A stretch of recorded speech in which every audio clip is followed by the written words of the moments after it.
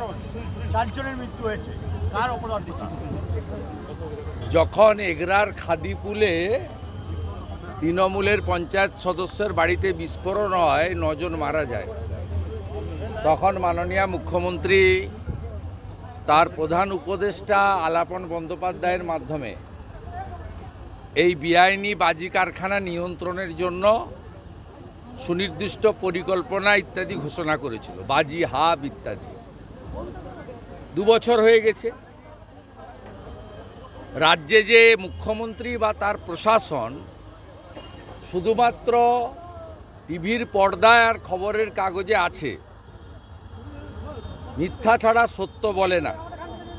আজকের কল্যাণীতে খোকন বিশ্বাস, যিনি তৃণমূল কংগ্রেসের একজন নেতা, স্থানীয় কাউন্সিলরের মদতে বেআইনি বাজি কারখানা, যেখানে লাইসেন্স নেই, ফায়ার ব্রিগেড ঢোকার মতো প্যাসেজ নেই, এখনও অবধি 5 জন মারা গেছেন।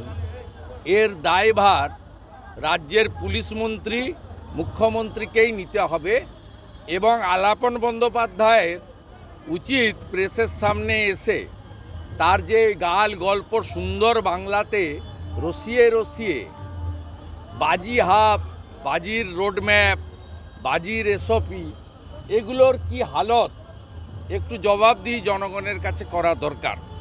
পশ্চিমবঙ্গ বিধানসভার বাজেট অধিবেশন শুরু হলে রাজ্যপালের ভাষণের উপরে বিতর্কে আমি নিশ্চিতভাবে খাদিকুল থেকে আমডাঙ্গা হয়ে বজবজ হয়ে এই শেষ যে কল্যাণী, এই ঘটনা তুলে ধরে রাজ্য সরকারের স্বরূপ জনগণের সামনে উন্মোচিত করব। অশান্ত বাংলাদেশ, এই ইস্যুতেই বিদেশ মন্ত্রণালয়ের তরফে দাঁড়া হয়েছে যে হাসিনার দেওয়া যে অডিও বার্তা, সেগুলো অবলম্বনে বন্ধ করুন ভারত সরকার। এর থেকেই উত্তেজনা ছড়াচ্ছে। কেন বন্ধ করবে? যখন হাসিনা ওয়াজেদ নির্বাচিত প্রধানমন্ত্রী ছিল, তখন তারেক রহমানরা লন্ডনে বসে ভাষণ দিতেন, তখন তো বন্ধ করার কথা আওয়ামী লীগ বলেনি। এই মৌলবাদী শক্তিরা পাকিস্তানের দোসর। এই পাকিস্তানিদেরকে জব্দ করার জন্য ডোনাল্ড ট্রাম্প, নরেন্দ্র মোদীজিকে কঠিন ব্যবস্থা নিতে হবে এবং আমরা গোটা পৃথিবীর মৌলবাদ জঙ্গিবাদের বিরোধী জনগণ, হিন্দু জনগণ চাই অবিলম্বে আমেরিকা, ভারত এরা এগিয়ে এসে বাংলাদেশে প্রয়োজন হলে শক্তি প্রদর্শন করুক, নইলে বাংলাদেশে যেভাবে মৌলবাদী শক্তির হাতে চলে গেছে, আগামী দিনে নেপাল, ভুটান, মায়ানমার, চীন, ভারত যারা বাংলাদেশের পাশাপাশি আছে, পাকিস্তান ছাড়া প্রত্যেকের ক্ষেত্রেই এটা একটা বড় থ্রেট। বিশেষ করে ভারতবর্ষের কাছে বড় থ্রেট, কারণ বাংলাদেশের বর্ডারের ম্যাক্সিমামটাই আমাদের এলাকায়। পশ্চিমবঙ্গের 9টা জেলার 2200 কিলোমিটার বাংলাদেশ বর্ডারে আছে এবং আমাদের মমতা ব্যানার্জির আনুকূল্যে 596 কিলোমিটার বেড়া দেওয়া যায়নি বিএসএফ। আমরা আতঙ্কিত যে এই মৌলবাদী জঙ্গিরা তারা ধর্মীয় স্লোগান দিয়ে যেভাবে বঙ্গবন্ধু, বাংলাদেশের জনক, স্রষ্টা,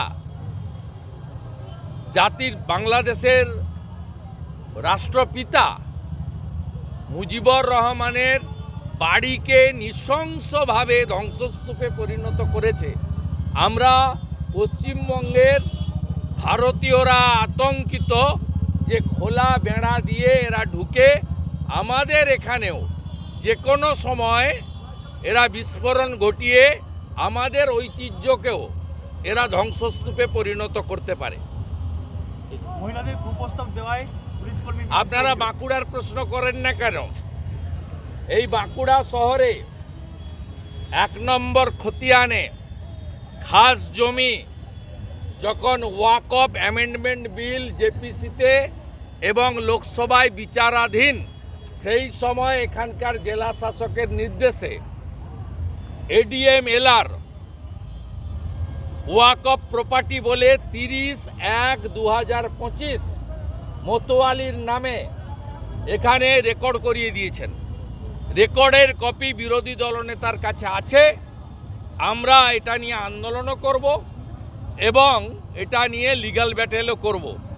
যখন ওয়াকফ অ্যামেন্ডমেন্ট বিলে যত পুরনো ওয়াকফ প্রপার্টি আছে তার বাইরে নতুন কোনো প্রপার্টিকে ওয়াকফ প্রপার্টি করা যাবে না, এই রকম একটা সময় এখানকার জেলা শাসক কার নির্দেশে কোন তোষণের রাজনীতিতে 1 নম্বর খতিয়ানের খাস জায়গা মাচানতলা এলাকায় আজকে ওয়াকফ প্রপার্টি হিসেবে রেকর্ড করান 30 জানুয়ারি কার নির্দেশে?